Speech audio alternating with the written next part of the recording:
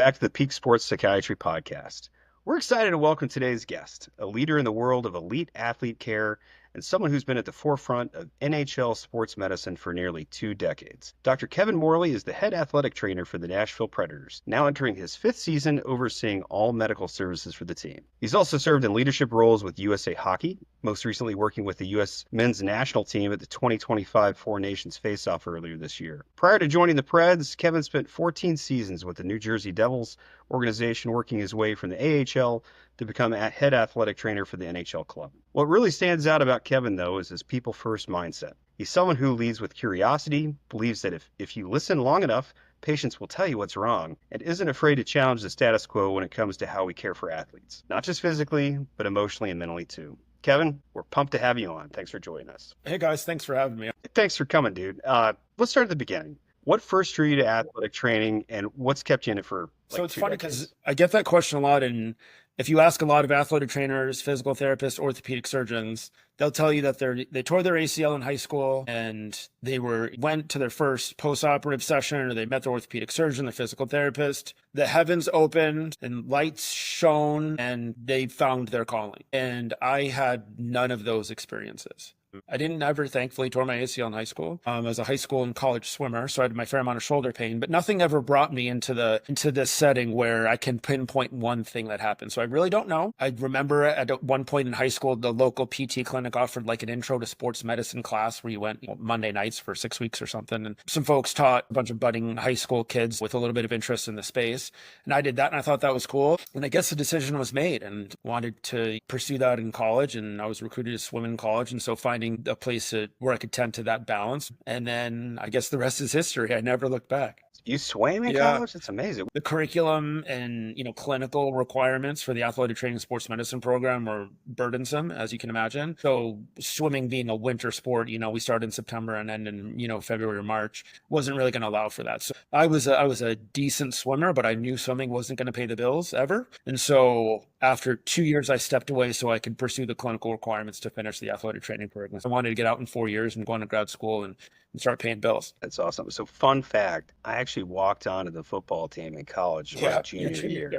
I practiced all summer. I was money from 40 yards in the rain, and I show up to campus and I realized very quickly that I'm going to fail organic chemistry if I play. So we'll just call it, I maintained my NCAA eligibility for a while after that. It's a hard decision. Tommy, do you have a story like that? Well, yeah, I nearly walked onto the tennis team at Notre Dame, but they were a top 20 program. And I was thankful to not walk through the snow every day back and forth to the tennis courts. I had to focus on studies at that point and college life. So Kevin, did you get exposed through your collegiate swimming to athletic trainers, to physical therapists? How was the services that you received in college? Did that influence you at all there? The answer to your question is yes. I knew that that's what I wanted to do. And I just kind of marched forward. It was never really anything that I ever really doubted. There was nothing else that I really liked that much.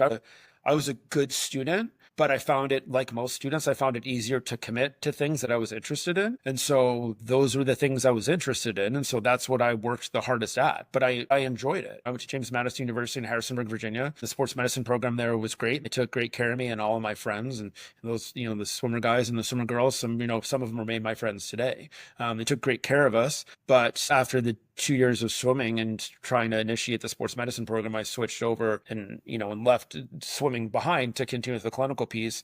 And then, got exposure with football and women's lacrosse and field hockey and everything that came with it. That's awesome. So what's the journey then from finishing your training professionally to being where you are now? I'm sure a lot of younger athletic trainers are saying, wow, I want to be in your shoes. I want to lead a medical department. I want to be at that level of competition. How does that happen? The educational path has changed a little bit since I did it, which makes me feel old saying that, but it's actually a relatively new change. And so I'll answer your question relative to how that would happen today. Athletic training degree is a graduate level program. Similar to OT, PT, some of the other therapies, you would do a pre-professional program. In truth, almost anything that you choose, similar to medicine, honestly. So a lot of people, of course, would go exercise science, exercise phys, kinesiology, certainly biology, chemistry, anything kind of in that space where you're going to get all the prerequisites. And so along the way, probably doing some volunteer hours at a hospital, a clinic, that sort of thing. You'd finish your undergraduate degree with, again, kines, ex-phys, whatever, and then apply to an MSAT, a Master of Science in Athletic Training program. And so I can't tell you how many of them there are because that's changed quite a bit as this educational paradigm has switched, but there's plenty. And that's a 2-year program. And so at the end of that 2-year program, so bachelor's then plus 2, provided you met all the requirements and the competencies and proficiency and all of the thing, at that point you'd be board eligible. And so you would sit for national certification exam. And then we now, as of very recently, now have licensure in all 50 states. So you would seek your national certification first. And then once you get that, then whatever state you're going to set up shop in, you would seek a state licensure exam, which is largely medical legal, because obviously the scope of practice is different from state to state and that sort of things. Less, I mean, it's didactic, but it's less a proficiency in the sports medicine piece as it is torts and negligence and malfeasance and all those things that are not real exciting to learn about, but obviously very important to know about. Yeah, I appreciate that because our listeners might be diverse. They might be from the mental health space and not realize what all it takes on the medical side. I would say from my experience, athletic trainers are my best friends when it comes to especially younger athletes, high school, college, that get referred because of a mental health issue or a performance issue. How is your role? What makes it distinct on that, I would say, multidisciplinary team that surrounds an athlete? How do you see your role? And we'll get into the mental health stuff too, I'm sure. I think that in the wellness space, when you come into our athletic training room, sports medicine center, not everybody is hurt, injured, if you want to go down that road, but they're also seeking well care too, right? And so we're in a position in the pro sports setting where we have a bunch of staff and we have a very manageable roster. So we're not just putting out fires all the time from a physical perspective. Everything's not always torn or broken. Oftentimes things are both torn and broken, but they're not always torn and broken. And so a lot of times this doesn't feel perfect. And I'd really like it to feel perfect because the NHL is the best hockey league in the world. And so our job is to help them feel perfect, which is obviously also a bit of a unicorn. And it's cute for us to say that, but the reality is that that's certainly our goal, but obviously isn't necessarily somewhere that we ever get or always get. And so in having said that, when we're most of the time in a one-on-one capacity, maybe not privately one-on-one, there may be 3 or 4 tables with 3 or 4 staff and 3 or 4 players or athletes, but it becomes a very private interaction. But I think when we're a hands-on profession and we're a manual therapy focused group, we're not a lot of put a heat pack on it, walk away, put an ice bag on it, walk away. There's nothing wrong with that. That's not how we practice. We feel that because we have the people power to lay hands on people, on our players, we do that. And I think even just the act of physically touching somebody, it eliminates a barrier and there's a connection. It becomes a physical connection, right? So there's a certain degree of intimacy that comes with everything, the duration of that interaction. And so I think that I personally, but my staff as a group, we acknowledge that. And sometimes it's just jokes and what happened in the football games over the weekend. And sometimes it's about how a relative was diagnosed with cancer or my dog died or my sister's having a hard time with substances. I mean, you really never know where it's going to go. And I think our goal is to create a safe space for any or all of those things to happen. The reality is that, yes, we're there to talk about hockey players and knee pain, but I don't think you can really isolate the knee pain away from the total person. It's easier for me to talk about knee pain than it is to talk about your dog that's going to die or your grandma that has cancer. But I think we're kidding ourselves if we think that those things don't affect how that knee pain presents. And maybe that's a little woo-woo for me to say that, but I think it really, my opinion, is that does affect how that knee pain presents, or it certainly can. So if we try and isolate those things out and put them in buckets, that's easier. I like my manila folders in my buckets, but I don't think that that's really that realistic. Like, I don't think that's actually real life. And so I might not have the skills and the tools to talk to you about and walk with you through your grandma's cancer or whatever that outside peripheral challenge may be. But I think we're kidding ourselves if we think that the peripheral pieces of folks' lives don't come into play when they're talking about their knee pain, because they're telling me about their knee pain. And as we're chatting, we find out, well, they've also have some GI distress. Well, why do they have some GI distress? Well, they've also got all these other stressors. And now, and then we dig in a little bit more and they're not sleeping well, right? You have all of these things that in some senses may seem very isolated. I think that would be easier clinically if all those things were isolated. At the end of the day, I don't believe that they are. Our goal is to create a safe space. What I tell interviewing somebody that we're hiring, I always say, I would like you to walk into the athletic training room and not know if the Nashville Predators won 5 in a row or lost 5 in a row. And I think you'll know if you have any intuition, you'll know when you walk in because the energy is very different. That's not, well, it's not my purview. I'm not going to take any credit for the wins. I'd prefer to not take any blame for the losses either. But I think it's important that we maintain, because if it has been 5 in a row, then maybe players are really getting the gears from the media and the GM and the coaches and all of these other people. That's not welcome where we are. We're going to adjust that out. And there's other places. We're not pretending that that doesn't exist. There's other places for that. But in our space, we're gonna keep that away because we want to be able to have whatever level of conversation that is. And maybe it's the Tennessee Titans game, and maybe it's Vanderbilt, Alabama, and the goalpost is walking down Broadway, which was absolutely incredible. And maybe it's something more profound than that. But whatever it is, we want to be prepared for it, just to receive it. I'm not in a place where I can counsel all of those things, but I do feel like it is our place to be in a situation where we're ready to receive that. Are you not an energy guru in the locker room? Isn't that kind of your, like, from my perspective, the ATs are the ones that know the athletes the best. They're the ones that are in the trenches that make all these relationships. Like, they're the glue to everybody. So I would imagine you would have the pulse on things real quick, and you would be essentially well equipped to be a natural counselor. Yeah, I think so. I think that between the 3 places where that energy is going to manifest or that energy is going to pop up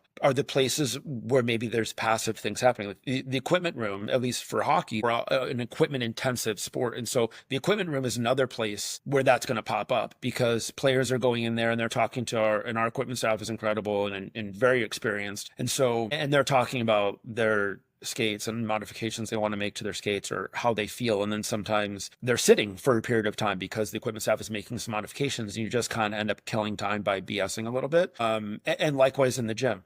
And so the gym, the equipment room, and the athletic training room are different. But yes, to your point, Mark, that's exactly where those things happen. And so if you want to take the temperature and you want a barometer, my staff and my team is a great place to check the pulse. And in no specific order, the equipment room and the strength coaches are equally as important and equally as effective in telling you what's going on. I believe it. Okay, so I want to switch gears a little bit more. I'd love to ask about how'd you get into hockey? Why the Devils and then the Preds? Like, what's been the most, I don't know, memorable personality you've met along the way, or who's been your mentor? Like, I'd love to hear kind of the journey to where we are now. So at the time that I was going through the academic programs, we were certified eligible after a bachelor's degree. So I finished my bachelor's degree. I got certified right away. Everybody went to grad school. And so I was a sheep. And so I figured I'll go to grad school. And you could get essentially get a master's for free because you get a teaching assistantship and take care of some of the university sports. Kind of sort of for free, but not really because you got a free master's out of the deal. So I went to the University of Florida, big Gators fan, moved to Gainesville for 2 years and worked in a couple of different capacities. Finished my master's. It's a big research institution. I wanted to do a master's thesis, but when I did master's thesis, I knew that was the end of the road for me. I thought, spoiler alert, I thought at the time that was the end of the road for me academically. I was wrong, but I knew I needed to, to join the workforce at that point. And so, this is early 2000s and I was looking for a job. And I thought I'd spent a summer in Chapel Hill, North Carolina, beautiful town, worked with a bunch of different soccer programs at UNC, both the men's side and the women's side. I'm going to go get a job working college soccer. And at the time, my profession specifically, and in truth, really yours too, is so broad in where we plug ourselves in. But the jobs that exist today in the sports medicine space did not exist when I graduated college and when I finished graduate school. And so you either went on to another professional school, med school, PA school, PT school, you worked at a high school, you worked in pro sports, which obviously those jobs are limited, or you worked in the collegiate environment. And so I thought the collegiate environment was for me. I was never really interested in the high school space. And as it always often works, knew somebody. And I was introduced to the staff at Miami University in Oxford, Ohio, which was very confusing for people because I went to the University of Florida and then I went to Miami University, but I moved to Ohio. And so people had a really hard time with that for a while. And I was interviewing with the folks at Miami University and I knew that the gentleman who worked with the hockey team had just left to go into pro hockey.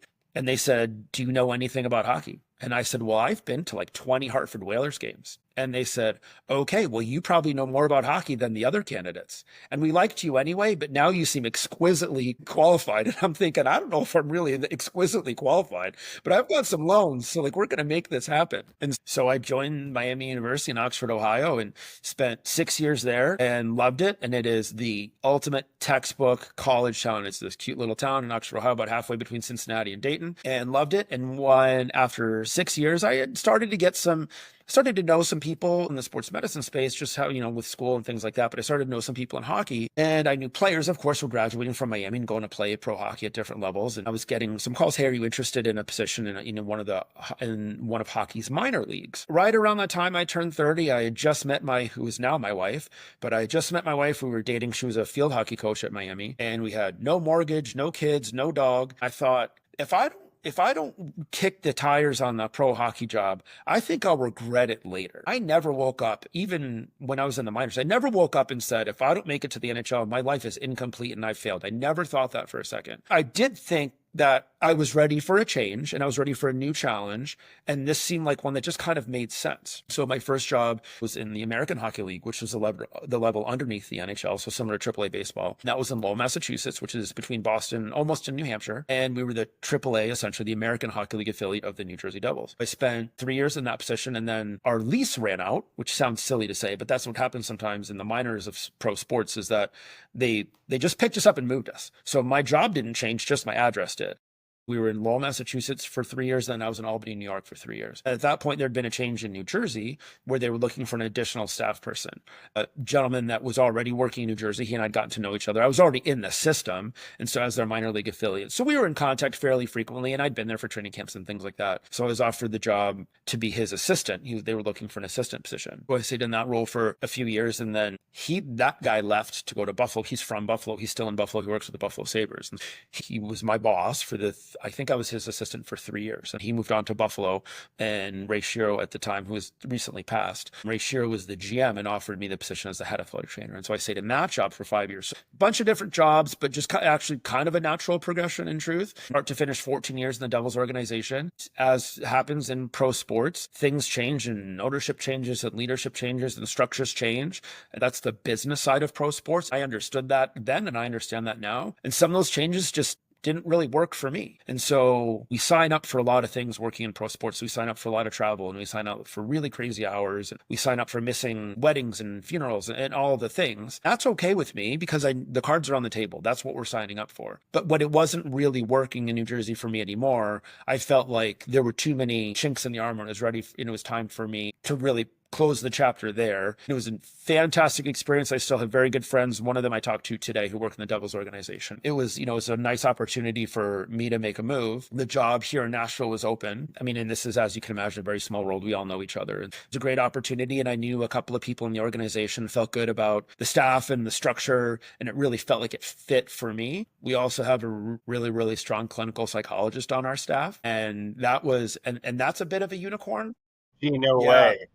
I have no idea. And she didn't even pay me to say that, although I hope she hears this, because then I'll get some brownie points. But she's a bit of a unicorn because of all of her professional engagements. To have a full-time clinical psychologist embedded with a team, not in a consultancy situation, we're not the only one, but we are certainly the minority in the NHL. And to build out the breadth of the treatments that we can offer because of the difference in expertise is such a weapon for us. And I don't know, I mean, this year it certainly didn't give us any wins. Maybe in the years past it has. I don't look at it that way, obviously. But so it's really, having her on staff, and then our ability to collaborate as a group, the way that we as a sports medicine performance staff, but also as an organization, has really made us. Mark, I really want to get it when we get Kevin back on. Get into, obviously such a holistic minded individual, right? Whole person care, talking about the benefits of having a psychologist, but kind of pick his brain on what are those different cultures. He's been in a lot of different systems, collegiate, minor league, if you will, NHL. I'm always fascinated by, he's not tying the mental health and performance yet wins and losses. And I think that's really healthy, right? Don't have that mindset of we're going to make a difference. But at the end of the day, I think that organizations are not going to invest in something if they don't see a potential value for wins and losses. I would agree. I mean, he has worked in all levels, including the X Games, which I definitely want to hear about as well. Yeah. I think one thing that's interesting about the journey of ATs and coaches and the sacrifices these guys have got to give up to be in that role. I mean, he mentioned, missing birthdays and weddings and anniversaries and all that kind of stuff. Because of that lived experience, it matches the athletes that they're working with who also are missing birthdays and weddings and anniversaries. And so they have even more buy-in as well. 1,000%. Yeah. So while you're out, Tommy and I were just commiserating a little bit. One of the things you said struck me. It's like athletic trainers, coaching staff, there's sacrifices that are made in their roles, like where you're missing birthdays and anniversaries and weddings and all that stuff. That lived experience of the sacrifice, it matches the athletes that you're working with. I feel like there's some buy-in too. And let's be serious, if you work in the sports space, you were an athlete at some level in the past. And so there's that immediate connection. Like, of course, you're going to be the one that's trusted. Is that your experience as well, kind of having come up? I think so. And I also think there's that whole, like, we're in this crazy life together thing.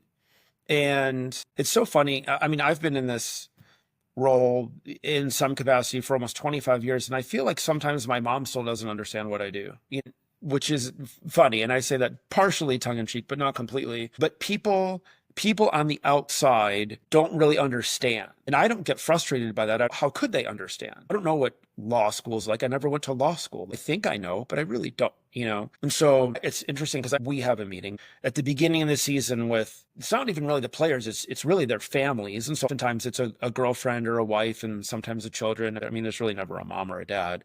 But, we're all coming from very geographically different places. There's all these different languages that are spoken. And, we meet in English, thankfully. But I think, but the message is we're in this together. Like, we've all chosen this. Whatever it is that you do, whether it's you're a player or you're a spouse or you're an equipment manager or you're the GM, we've chosen this. The challenges that come with having chosen this, as I mentioned earlier, and you just mentioned, Mark, people don't get, like, what do you mean it's your mom's 50th birthday, 75th birthday, 100th birthday, and you can't go. Like, you can't drop everything and go see your mom on her 100th birthday. It's like, well, because I'm going to be in Edmonton and that's my job. And no, there isn't somebody that can go to Edmonton for me. That's not how this works. When it's a funeral or something, there can be some concessions made, but largely that's not how it works. That's just not what we do. And so there is this, we're in this together thing where it's like, if you're at the rink, I'm at the rink. And if you're on the road, I'm on the road. Like, we really are physically together all the time. And with that comes, kind of to your point, it's certainly a level of comfort because we're getting off the plane at 4:00 in the morning and we're wiping the crusties out of our eyes. And we're trying to figure out why it's so cold and where we're going. And I can't remember what hotel room I'm in, and you can't either. And what time is breakfast? But actually, what time zone are we actually in? I don't know. And we live those things together. And then that's the shared experiences. Like, I guess is the inside jokes to a certain extent, but it's the shared experiences where we had an opportunity to have, a private dinner at the Hockey Hall of Fame and like this rotunda that people don't get to go to. And in the hockey world, that's a big deal, right? Most people don't care. But there's shared experiences that we have. We're going to play some games in Stockholm in November. I have been to Sweden. I've not been to Stockholm. And I mean, I'm very much looking forward to that. And I've gotten to do some cool things, the Four Nations tournament you mentioned before, and some things like that, anybody can go to Stockholm, don't get me wrong, but the things that we do together are pretty unique. And so with that comes a sense of comfort and familiarity because we have all these shared experience. Whether I'm playing in a game or not really is irrelevant because I'm doing my job, you're doing your job, I'm doing my job. Our jobs aren't the same, and that's okay. But we're all doing our job, and we're both committing to this same goal. Tommy, did he committing to the same goal? Did he just allude to integrated care? And we're all in this together. Yeah. I think every member of the team is. I think, though, that the psychological safety that exists in your role is accredited to the trust because you're there and consistently there every step along the way from the beginning to the end of a long season. And I think your line is, if you listen to the patient long enough, they'll tell you what's wrong with them. You've got a lot of opportunity to do that. But how did you develop that philosophy? How do you maintain that mindset in a very fast-paced, high-pressured pro sports environment? I think a little bit of it is They say with age comes wisdom. I'm not sure if that's totally true. With age for me has come probably more humility, which is probably because I have a wife and two teenagers telling me how little I know all the time. So I'm reminded how little I know. And it's a little bit of that imposter syndrome, I suppose, too. I think that I've learned that patients, players, athletes, they're trying to tell you what's wrong with them. They don't always they don't use the same words that I would use, right? But they're trying to tell me what's wrong with them.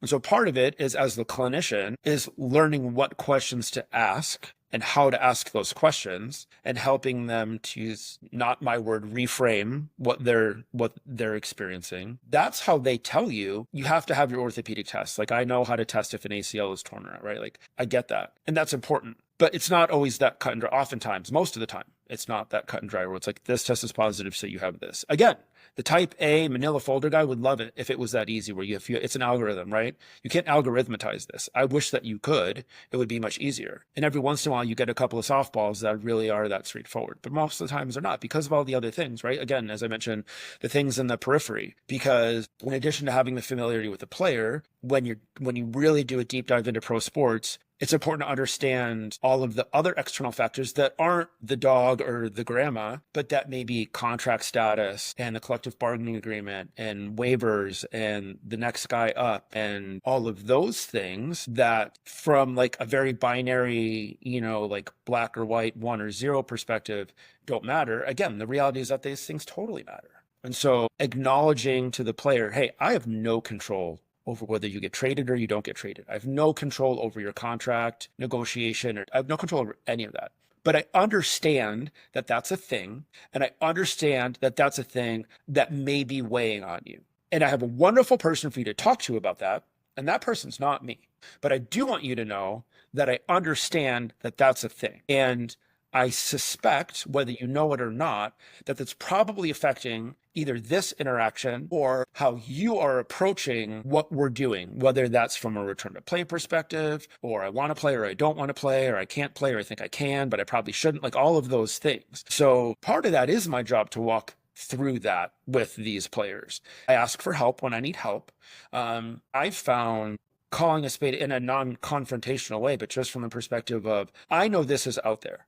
My suspicion, having done this a long time, is that this is on your radar. If I'm wrong, tell me I'm wrong, and we'll walk a different direction. But my suspicion is that I'm not, and I just want to work with you, because at the pro sports level, I always talk about how players are their own LLCs. They are very literally using their body, their mind, their skills to put food on their table. Quite very similarly to the way that you do, or the way that I do. I'm using my mind and my decision-making and my skills to feed my family. They are too. And so, yes, it's just a game and all these things, but it's certainly, obviously, it's their profession and their livelihood. To acknowledge that is important, because it's not exactly, it's different from football in terms of how money is expressed and things like that. But at the end of the day, this is their job, and this is how they feed their families. I think it's important to acknowledge all the things and then decide together. I think it has to be very collaborative. And some people don't want the 11-minute explanation. They don't want the anatomy chart with like, this is this ligament, this is what it does. Some guys don't care. Kevin, I'm really happy that you know that. I don't care. Tell me what to do, and I'm going to do it. No problem. The space that you take to make that happen, to be respectful, respect their autonomy and their decision making is huge. But when you make a referral, then that person doesn't necessarily have the same trust, the same bond that you have with them. If it's orthopedics, they're kind of used to it, right? It's like, well, of course, I've got an ACL test, looks suspicious. I'm going to go trust this person. Mental health space might be a little different, right? So you've got an integrated psychologist, but I don't know if you've worked with psychiatrists or psychologists in the past. Have you ever seen that? You've worked at a lot of levels where just that handoff doesn't go right because it's maybe often historically siloed. Yep. And yes, full stop, yes. In a lot of different spaces, mental health certainly being one of them, but by no means the only one. What I found is we always try and have a guy or a gal in your heavy hitting departments. Heavy hitting just meaning the ones that you use the most, not more important. And having somebody who understands the paradigm that we're working in. And I lead with, it's important to me to have a relationship with that provider. What I lead with is, we're coming to you for your expertise. I do not share your expertise. What I am an expert in is hockey and this player and sports medicine. I'd like to give you some information that I think may influence how you approach this interaction. But I am by no means telling you what to do. I'm not asking you to write for a medication. I'm not asking you to not write for a medication necessarily, unless there's drug testing issues and things like that. But a lot of providers don't know that because it's not their job. I'm not afraid to say, Dr. Allen, I understand that you have a laundry list of choices here in the mental health space that you may choose from. What I'd like you to know is that if you choose from this list, it's going to have a major effect in a negative way on this person's career if they get drug tested. Well, as the provider, you want to know that. And if you don't know to ask that question, that's not necessarily on you. I don't begrudge somebody for not knowing that. So I try to lead with those things. Sometimes it's, hey, this is who's walking in. So of course, depending on the situation, sometimes I'll go with them, obviously. This is who's walking in. This is how I think they'll present to you. I'm giving you that information so you know what you're signing up for. I'm not giving you that information to try and steer your consult one way or the other. I want you to do you, and I want you to be you. I just want to give you as much information as I can to make this the most productive consultation for you and the patient. I think if I prime the pump a little bit, it's going to help you. Maybe it's faster. I think it'll be easier. Sometimes it's a combative patient, and I can tell you what the triggers are. If you want to go there, you go there. That's your expertise. That's not mine. I think it helps. And I've been told that it helps if I can give you a little bit of context and just kind of know what you've signed up for. So I want to slow clap that. The fact that you are assisting with that handoff, if you will, from a player or an athlete who might be reticent to seek help, to see someone who that they might be a little scary to go to. It makes our jobs a lot easier. You also made the amazing argument for being athlete informed and having knowing what you're talking about, coming into the situation that there are some things that you might do in a well-intentioned way that might affect performance in a negative way if you're not aware of the sports landscape. So I'll clap that. We kind of talked around it. I want to go ahead and give a plug for your colleague, Dr. Vicki Woosley, who the team psychologist for Preds, former faculty at Vandy. She's just a rock star. She also helped facilitate a lot of this that we're talking about today. She being the hub, you obviously being kind of head of front line. Can you walk me through sort of the infrastructure of the Preds organization for our audience? Not everybody knows hockey super well. Walk us through what that locker room really looks like and the components of it. So Vicky got to the Preds a year before. So as you mentioned initially, I just finished season 4, starting season 5. So she's a year ahead of me. And she was a major uphill battle because not only did she, this is a girl from Louisiana, and she didn't know a hockey puck from a hockey stick. And I don't say that disparagingly in any way because she'll say the same thing. She came in in that way, and also in the middle of COVID. And so she met everybody in social distancing with a mask on their face. She's certainly not the only woman, but well into the minority of women, especially in the hockey operations group, like in the locker room, not physically in the locker room, but we refer to the locker room kind of in the locker room complex, we'll call it. She's in there with us. She's in the trenches with us. And so it's a male dominated environment, and which isn't to say that people are reluctant to work with women. There's just not a lot of women in that space. And so, when I got here, Vicky had been here for a year, and we became fast friends because we knew that we could help because we like each other, number one, which you don't necessarily have to, but it helps and makes life a lot easier. I think she's funny. I think she thinks I'm funny sometimes, and we like to poke fun at each other and ourselves, which, self-deprecation will get you absolutely everywhere. And we learned that we could help each other, and I can teach her some of the things that she knows, similar to what I just mentioned, that, hey, this guy's really crabby today, and you're going to pick up on it pretty quickly. And either this is, I think why, or this is, I know why, and you do with that information what you choose. So to answer your question more specifically, our medical or performance division is set up in such a way where we have 4 what I'll call sports medicine staff, myself and 3 others. We have 2 strength and conditioning coaches who do not report to me, but are part of our performance staff. Again, the equipment managers that I mentioned, our hockey operations staff also don't report to me. Then, Vicky certainly obviously is the Lone Ranger and the sole provider from an embedded perspective in terms of being our clinical psychologist, and is pulled a lot of different directions because if the house is on fire, she's your girl. But, she also has skills coming from her background in law enforcement and her background at Vanderbilt in athletics. She also has a lot of skills from the well care perspective too. So she doesn't do team building where we do trust falls and everybody shouts out their favorite color. Like that's not her jam, right? She does more grassroots internal team building in terms of some leadership development. She does a lot of coaching the coaches, and she'll work with them specific to learning styles and athlete IQ too. And she's very highly sought after. And so sometimes she's pulled over into the business side. And actually, I will say that to her credit and to the credit of the Preds, as we emerged out of COVID, there was, the need for mental health practitioners doubled, tripled, quadrupled, orders of magnitude greater than it had ever been before. And certainly to the extent that there was a shortage of professionals and an excess of casework. The Preds have since hired 2 people, what I call like the business side, meaning not the hockey operations group, but the ticketing folks and marketing administration and all those folks. We have 2 mental health providers, and neither one of them are full-time, but they're both in-house at times. And it's either free or they build the insurance or whatever. But we actually have mental health providers physically in-house, which I can't comment on how many other teams do that, but I have to guess it's a very, very small number. And so that, that's not Vicky's doing exclusively, but certainly she led the charge on that. And so, her role is a little bit of everything. And because she works kind of organically in a grassroots capacity, there's a little bit of hanging out, and some of the hanging out is very, very intentional. And certainly I always make this joke. We do some talks together sometimes. We'll meet with some groups and say, how do you know when you should activate her? Well, she's not an attack dog, for God's sake. I don't activate her. But what we do is I might say, hey, I think there's something brewing here. Not necessarily a coffee joke, but it would be great if you ran into Tom at the coffee pot today.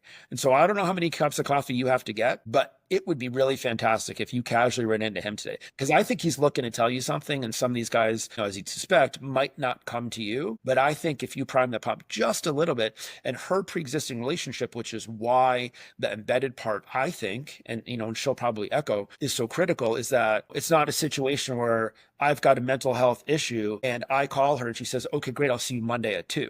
Well, I might not have a mental health issue Monday at 2. It might have gotten way worse or way better, but I want to address this now. And this is having an effect on my performance, and my performance is my livelihood, and that's my LLC.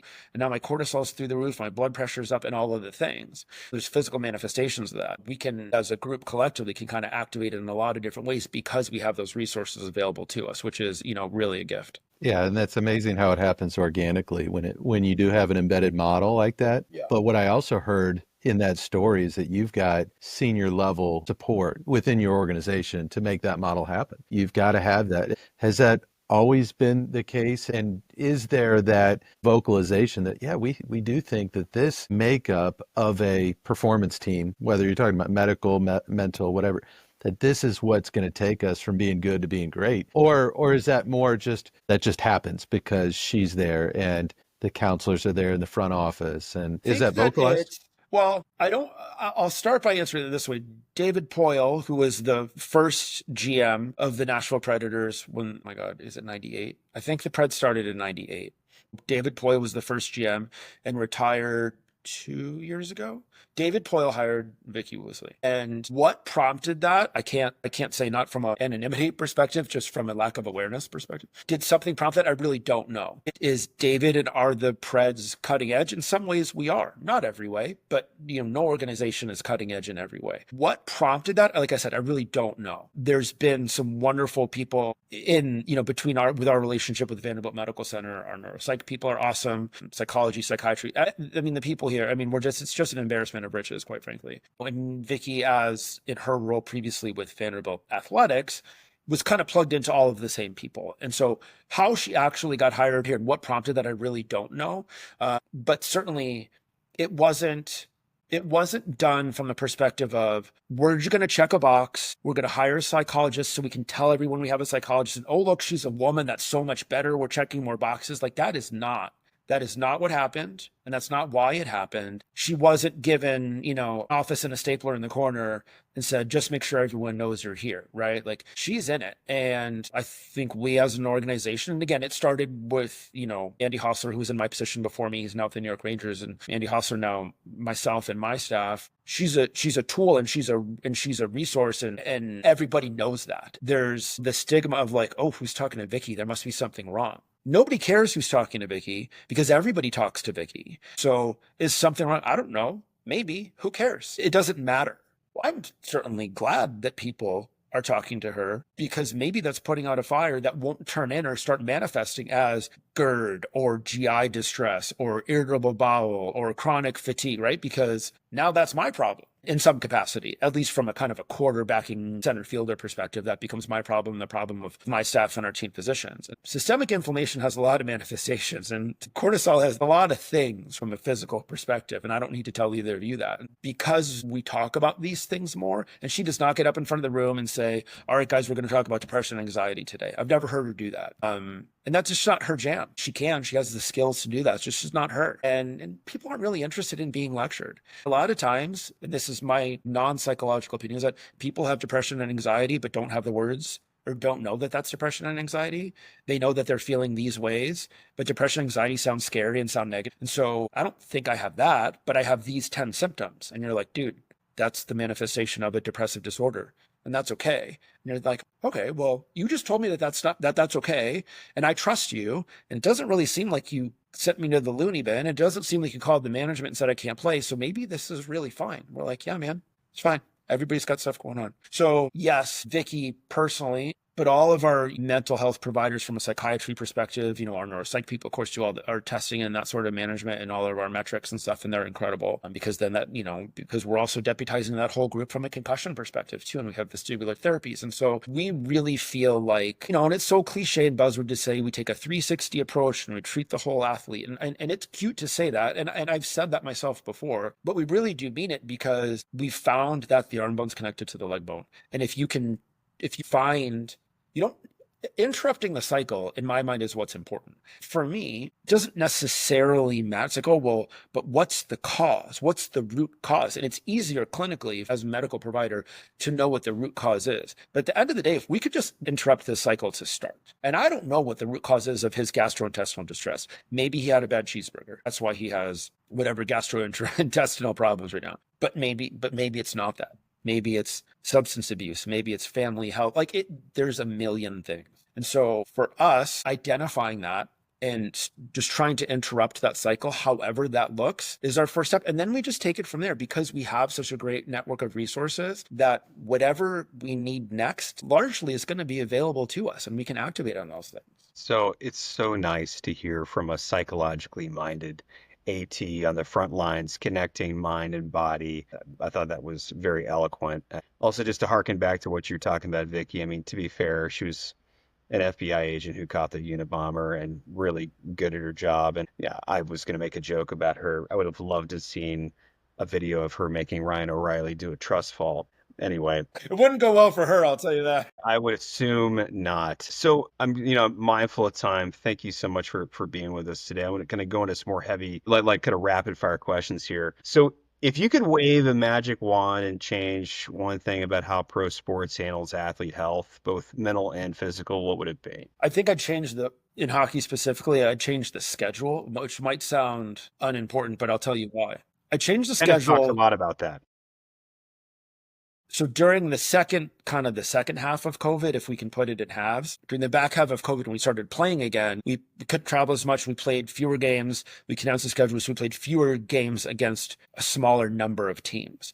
And so we called it a baseball schedule. And so you'd go to one place, play 2 or 3 games, come home, have a day or two, they'd come to you or whatever. And the systemic effects that had from a physical perspective were incredible, because the travel that we have is so disruptive, and in physical, mental, emotional recovery is that pot of gold at the end of the rainbow that everybody's chasing. And if we ever had the opportunity to play, the new CBA actually just took us from 82 games to 84 games. So we're kind of going in the wrong direction. Although I'm not necessarily at odds with the number of games. I'm at odds with the travel and the back-to-backs that are 3 hours and 2 time zones away. The league has made a little bit of a dent in that, but in truth, in my mind, it could certainly be much better. But it would be at the expense of, some of the financial pieces that, that really drive revenue. So if I had a magic wand, that's what I would change. We'd play, I don't care about how many games we play,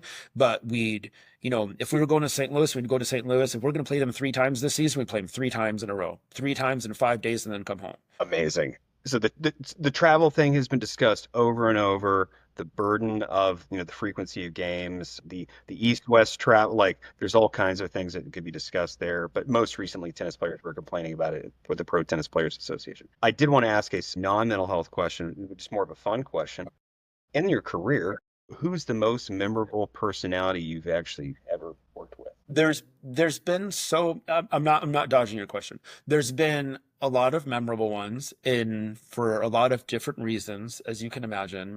I think working with some of the most successful players in the history of hockey has been very memorable because of the way that they affected the game. Probably three people come to mind. One is Lou Lamoriello, who is the general manager of the New Jersey Devils, I think for 28 years. I could be making that part up. He's been in the Hockey Hall of Fame. He's a wonderful person. All the stories about how, the level of, minutia or just detail with which he runs his team, for the most part, they're true. And he has a reason for all of them. Working, with him, really for him, was very memorable. I was early in my pro hockey career, so I didn't really have anything to compare him to. I knew he was an N of one. I knew that, and I know that more now. He's a great person, and what he did for the game. And I'm not a hockey historian, but knowing now and having learned what he did for the game is really powerful. Along the same way, working with Marty Brodeur towards the end of his career. Marty's my buddy, and he's actually, he'd been with the Blues organization for a period of time too, and he's back in New Jersey now. But I had Marty the last couple of years. He went to St. Louis for a minute, but I had really Marty towards the end of his career in New Jersey. And again, I knew who he was, and he's just a normal guy, quite frankly. But I knew the magnitude of what he had done in his career. And that was pretty special, especially knowing him as a person. And again, he's just a guy, and I get what he's done, but at the end of the day, he's just a guy. And my daughter's the same age as his son. They were born within 6 months of each other. And so we were having kids at the same time and things like that. And I think probably the last one, again, comes from the Devils organization, is I spent probably about 2 years with Jaromir Jagr, and he's just an interesting guy. And he's been around a long time. We had him and traded him to Florida halfway through the year. So I think we probably were only together in Jersey for about a year and a half. So I don't really have lots of reps with him. But again, he's 50 or 52 now, I think. He was 44 at the time, still playing. And, he takes an interesting approach to his life and his profession and his game. And I'd heard the folklore, and then to get to, kind of work with him it's cool. It's just interesting to see how the greats do it. And they're all so different. I think what I learned is that there really is no right way. Whatever worked for Marty, what worked for Lou, what worked for Yogs is what works for them. I caught Pekka Rinne at the end of his career here in Nashville. So he still works in the organization. So I know him pretty well. Didn't really spend any time with him as a player, but got to know him. So the greats, have been very interesting because of the way that they've impacted the game. Maybe not as much as the way they've impacted me. Lou impacted me, Marty to a certain extent, but more how they impacted the game is really interesting. Mark, can I ask one more fun question? Of course. I know we're running low on time, but speaking of different or interesting, being around baseball, you see some superstitions, some things on game day. What's an odd one that you've seen in hockey? Maybe being around the game as long as you have. A lot of them you see or hear about are the repetitious behavioral ones. I have to put my left skate on first and then my right skate. I put on my left skate and then I smash it on the ground 3 times to get my heel all the way to the back, but it has to be 3 times. With the sock tape, I have to go around the bottom part of my sock 3 times, then it crosses in the back, and then it has to be 4.5 times. But I can't end the roll, so I have to tear it off before they end the roll. A lot of it's equipment focus. I had a guy who changed his laces. Spoiler alert, he didn't change his laces. He had someone change his laces for him between every period. So one Kevin Morley. Waste of time and money. No, thankfully it wasn't me. But yeah, so stuff like that I've always found to be just bizarre. But whatever works for you, man. I'm not here to judge. Great. Oh, that's great. I figured you probably seen quite a bit of stuff with all those personalities you've come across through the years. Yeah.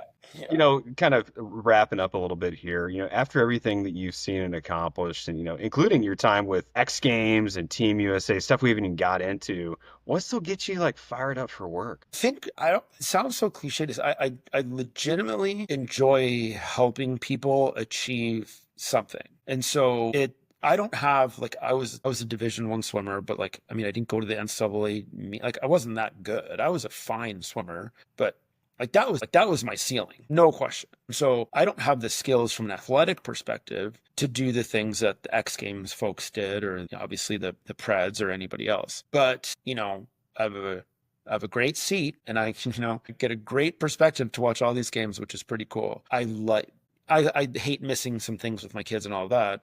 I do like the travel. I like seeing other places. I have friends all over the place because of hockey and sports medicine and family and just moving and being in sports. Everybody moves all the time. So friends all over and get to see other places and things like that. I enjoy, but I legitimately enjoy seeing things that I learned, whether it's techniques or an orthopedic test or a skill or a technique or a rehab modality or whatever it may be, seeing those things help people and to then be able to then watch them take it a step forward. I personally, Kevin, or we, our staff, or in collaboration with Vicky or whomever else, we, guys have substance abuse problems and they go into different treatments. I mean, that's not a secret in all sports. And so they go into treatment and then maybe there's med management involved in like there's a lot of cooks in these kitchens. And so there's a lot of people. It really takes a village. And so oftentimes I have little or no involvement other than tangential or just kind of management, but just to see somebody come out the other end and sometimes it is substance abuse and sometimes it's just that they broke their finger.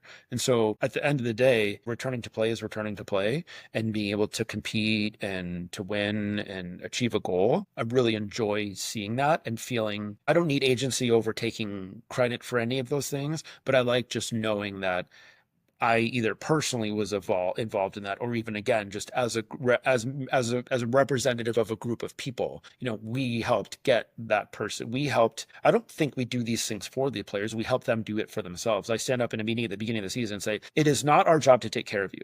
It is our job to help you take care of yourself. And then they all look at me. And then I say it again, because I think it's like, oh, I took care of this guy, I took care of this guy, I took care of this guy. I don't want to it's like teach him how to fish, give him a fish, right? I don't want to take care of you. I want to teach you how to take care of you. I understand there are things that I have to do that you can't do. I get that part.